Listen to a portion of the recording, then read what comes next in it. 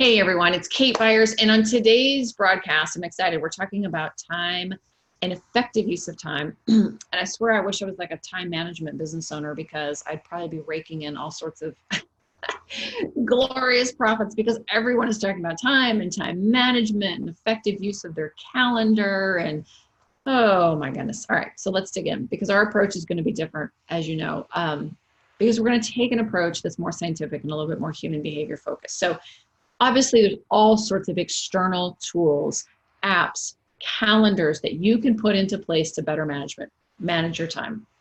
And a lot of our clients have done that, and it's great.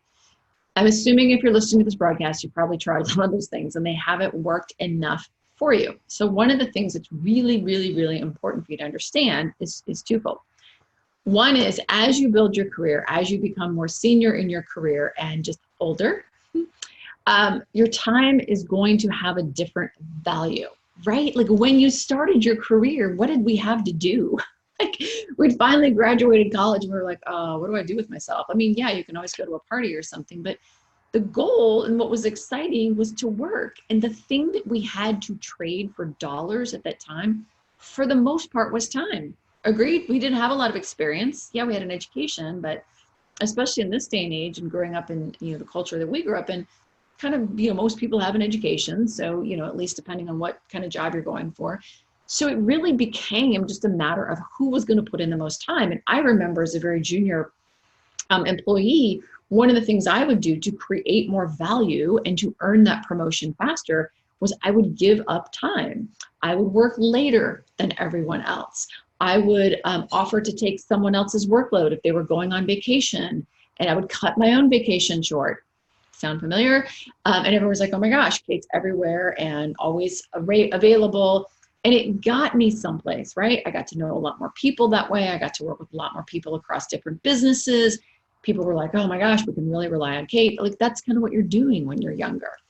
The problem is that becomes a habit, okay? And we also live in a culture which tells us if you work hard and you're really suffering, then you deserve your success.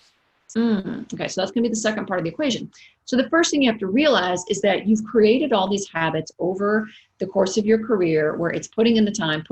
I mean, we even have all these, I was reading, it was like some meme, it was a quote or something, work harder than everybody else and you will succeed. And it was like by some famous person. And I'm like, yeah, okay, that's great. I mean, we don't all want to be lazy and we don't want to sit on the couch and just expect the world to like pay us. That's not what we're talking about. But at this point in your career, it should be like, my time is valuable. Okay, I'm going to say that again. Your time is valuable. And if you don't see that, which most people don't, or the value you put on your time is very low value, this is a big problem because a lot of times we don't put a very high value on our time. We don't think we're worth very much. Well, what do I know? I'm new in this position. What do I know? I've never led a sales team before. I've never led a accounting team before, so you're still a leader, you know how to lead people, just because you've never led them, and so what happens is we make all these excuses for why we haven't earned a higher value on our time. Okay. And you've got to stop doing that. The very first thing you have to understand is your time is valuable. 10, 15, 20 years into your career, your time is extraordinarily valuable, like thousands of dollars per hour of your time. Okay. Not just a couple hundred. Give me a break. So if your time is valuable, then what do you do with something of value? You say, how am I using it? Am I using my time well? Do I really need to be in this meeting? And this is where we have to work on the second piece, which is your subconscious voices, that psychology of someone who's driven that says, oh, if I'm not in that meeting, something will happen. I won't know. Then I'll be less valuable or I'll be less capable, right? And it all comes back to those fears that are very subconscious, that are very deeply rooted, that if I'm not everywhere, everything, I'm not controlling my environment. And all you're really doing is controlling your own unhappiness, right? We're just putting ourselves straight into that gilded cage. So when it comes to time, step one is you have to realize that you've got to put a price on your time. It's extremely valuable. And you need to look at your time across your entire life. We all have 168 hours every week. Every single one of us. Wealthy people, famous people, poor people. I don't care if you're, a farmer, an Indian chief, a doctor, lawyer, whatever. We all get 168 hours. So if you believe that your time is valuable, how are you spending it? Is the best use of your time, if it's valuable, for example, plunking along on social media? Well, sometimes that may be okay. Who cares if you spend 15 minutes or 20 minutes every now and then checking a social media account, connecting with a loved one, being creative on Pinterest, whatever it is that you do. Fine. Take that moment to disconnect and have that experience. But if you're spending hours in it, if you're getting lost in it, if it's becoming an excuse for spending quality time with other people in your life, your team, getting your work done, now we know there's something else driving that behavior, and you've got to look for that root. Maybe you're unhappy in your job. Maybe you're unhappy in your relationships. Maybe there's something going on that's a tough issue that you don't want to tackle and you're in avoidance, right? But if you all of a sudden put a dollar amount on your time and say, wait a minute, my time is pretty valuable, you will be amazed at how you start using your time differently. I'm always looking at what is the best use of my time? What's the highest value I'm going to get? Maybe the best use of my time right now is hanging out with my sons and watching Saturday morning cartoons. That is really high value. We're connecting, we're giggling, we're relating over some silly cartoon, and it's very intentional. Intentional use of time is what I'm always looking at. But if I'm just sort of putting on the TV because I don't really feel like being with my kids and I'm bored and I feel like I should be with them and momming them, and I'm just sitting there, I'm not even watching the TV because the whole time I'm like, doinking around on my phone or something, that's probably not the best use of that hour of my time or 30 minutes, whatever, right?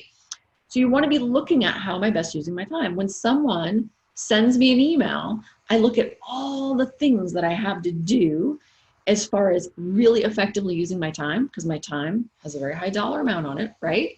And I'm thinking, is responding to this email what I need to be doing right now today? Is there someone else who could be responding to this email? Because someone else may have a lower value on their time. Someone else may be able to answer that email quicker than I can, which is a more efficient and high dollar use of time. Does that make sense?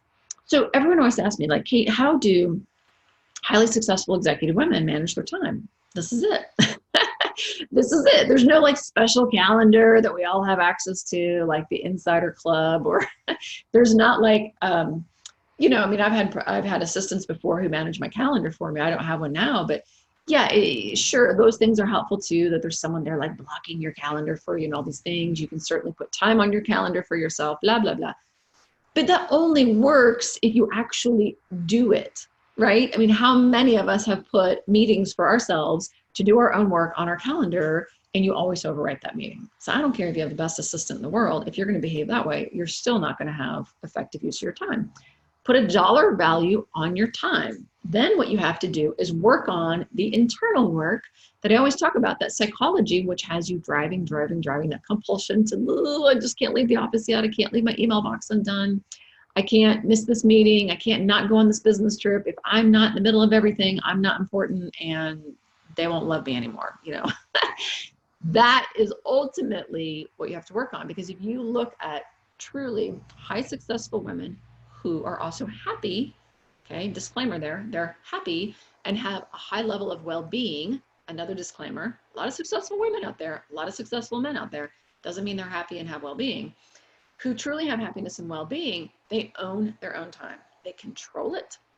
I mean, to the point that any of us can control time, right? Do you know what I'm saying? They influence it, and they make sure that they're using their time highly effectively because they understand the value of their time.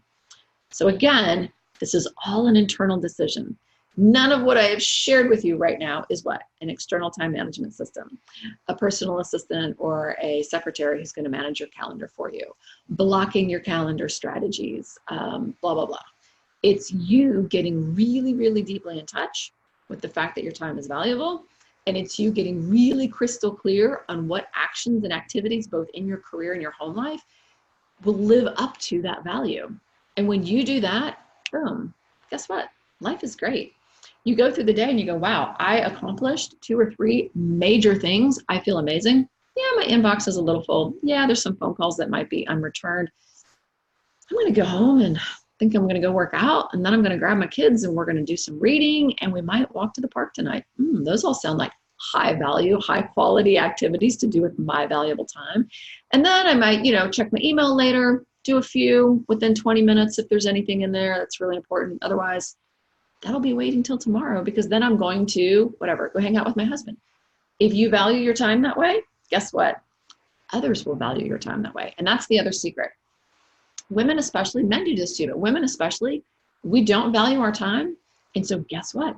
The people around us, they don't value your time. And guess what you attract? People who don't value your time, people who show up late, people who skip meetings, people who don't respond to you. Because you haven't put a value on your time. So you put a value on your time and you really deeply believe that that value is there, you will be amazed at how all those people will go away, because you will just repel them with your newfound confidence that your time is valuable, and that's not going to feel good to them, and they just will stop asking for your time. So I hope this broadcast has been phenomenally helpful. If you are someone who struggles with time management, put a 1 in the comments below. Come on, just share. Let's be honest. Let's be a little more open. I think everyone on the planet should have a 1 in the comments below. Also, who can you share this broadcast with? Look, we're trying to change the lives of how all of us work across this planet. I need your help. So share this. There is someone in your network, I don't care if they're a plumber or an Indian chief, who needs to learn how to value their time. Share this with someone else, pay it forward, leave a comment. And if you are someone who is giving up way too much of your time, your soul, and your life to your career, and you know that stepping back and stepping down is not the answer for you, awesome. Book a call with our team. We will help you out. We'll diagnose what's going on. We'll look at some root cause. We'll tell you what we can tell you in the short 45-minute call. Obviously, if we can help you, we'll tell you that as well. But if not, we'll get you someone else or some other ideas or suggestions. So book a call with our team, and we're going to look forward to talking with you. And I'll see you on the next broadcast. Bye, guys.